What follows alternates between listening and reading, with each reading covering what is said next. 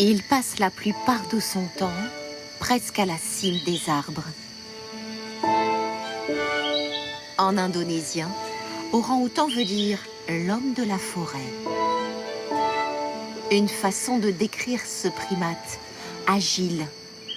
Le grand singe emblème de ce pays est pourtant si difficile à voir aujourd'hui à l'état sauvage. Un orang-outan mâle.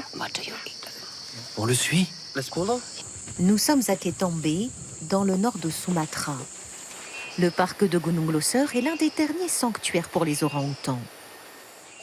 Mais selon ces rangers, il n'est pas forcément simple de les observer dans ces arbres de 40 mètres de haut, habitat favori de ces primates. Les fruits d'orang-outan?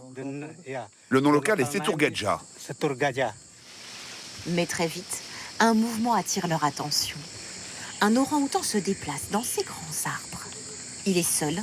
C'est la particularité de ce singe qui ne vit pas en groupe à l'état sauvage. C'est un mâle. Oui, un jeune mâle.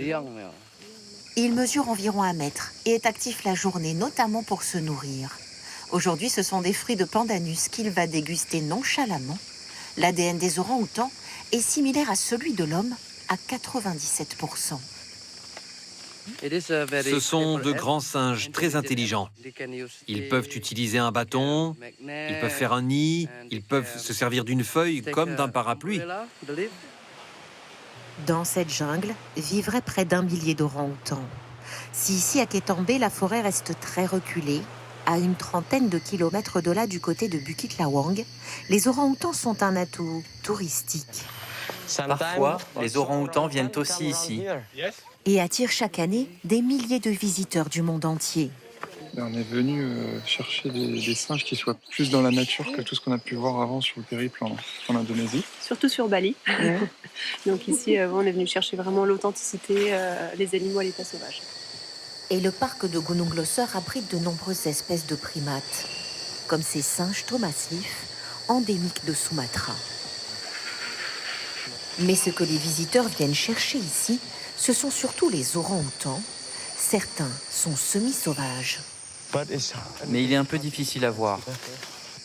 Il y a quelques années, il y avait un centre de réhabilitation à Bukit Lawang, créé pour des orang-outans capturés par l'homme.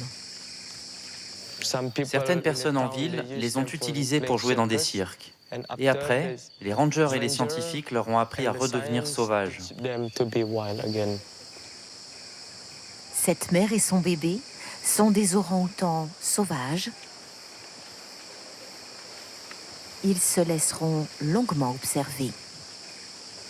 C'est un moment quand même assez particulier, pas mal d'émotions parce que ils sont là, ils sont dans leur habitat naturel, on a limite peur de les déranger, c'est ça qui est drôle, on a peur de les déranger, on n'a pas forcément envie de les embêter. Au-dessus de nous, la femelle et son bébé viennent d'être rejoints par le mâle. Le bébé, il a environ 8 ans. Il va rester avec sa maman jusqu'à l'âge de 10 ans. Les orang-outans ne se reproduisent donc que tous les 10 ans. Et l'espèce est aujourd'hui en danger critique d'extinction. Notamment à cause de la déforestation qui grignote sans relâche son habitat en Indonésie. Aujourd'hui, il ne resterait que 7000 orang-outans sur l'île de Sumatra.